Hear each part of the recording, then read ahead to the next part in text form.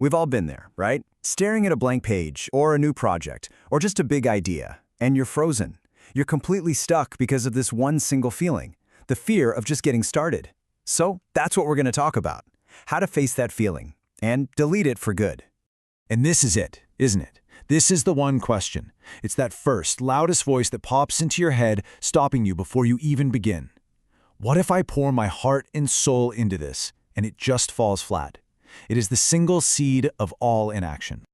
And of course, right behind that big one, the rest of them show up, right? A whole army of self-doubt. What if people judge me? What if I start this thing and I can't finish it? What if I'm just not ready? Look, these aren't just your fears, they're our fears. It's the universal script of hesitation. So what happens when you listen to all those voices? Well, nothing. You wait. You tell yourself, oh, I'll do it someday. You convince yourself that tomorrow will be better, the stars will align. And just like that, another day, another week, another year goes by, and you're stuck waiting for a perfect moment that just never, ever comes. But here's the core truth, and this is so important to get. That feeling you have right now, that knot of anxiety in your chest just thinking about starting, it's almost always more painful and more draining than the actual work will ever be. The anticipation, that's the real monster here. So why does it feel so bad then? Well, it's because your brain is telling you a little protective lie.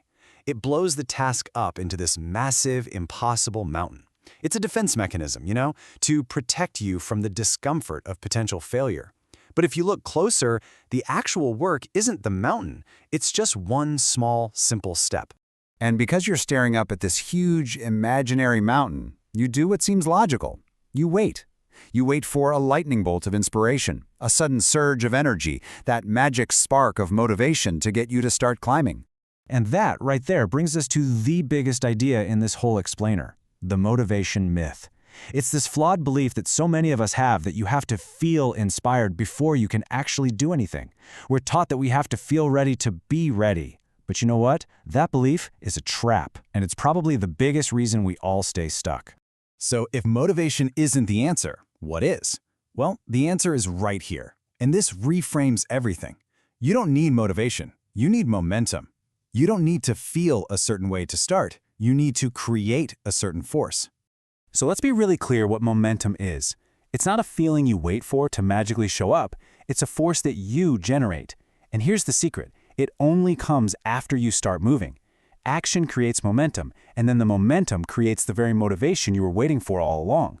See, we've had the formula completely backwards this whole time. Okay, so how do you actually create it?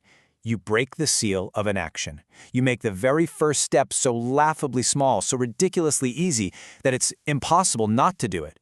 Don't try to write the book. Just write one sentence. Don't plan to run a marathon. Just take one single step out the door. This should be your new mantra. Seriously. Imperfect action beats perfect inaction. Every single time. It's not about doing it perfectly. It's about doing it at all. A clumsy, messy step forward is infinitely more powerful than standing perfectly still. And just think about what happens in that one moment. The second you take any action, write that one sentence, do that one push-up, the scales tip. Something profound happens. The entire dynamic shifts from the heavy weight of doing nothing to the incredible lightness of making progress. Because in that moment, you've already won. You have. The hardest part was never going to be the work itself. It was the battle against your own inaction. And by taking that one tiny, imperfect step, you defeated the fear, you defeated the doubt, you defeated the waiting, you broke the spell. And once you're in motion, you'll eventually look back and see that giant, terrifying mountain for what it really was all along, just a series of small steps. And it leaves you with one final powerful question. Why were we ever so afraid in the first place?